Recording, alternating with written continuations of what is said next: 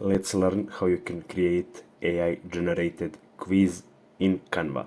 So first step is to open your browser and enter canva.com website. So this will be your home page.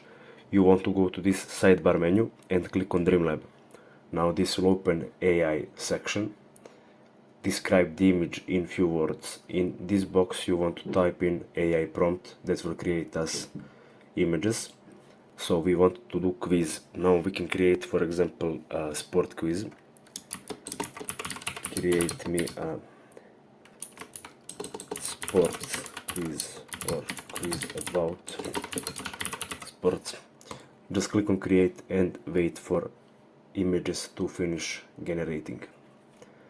Have in mind this is still in beta and it may not look so good, but we can see a good, for example, thumbnail for this or main page. As you can see here, this is also great. If you want to download it, just click on three dots and click on download image.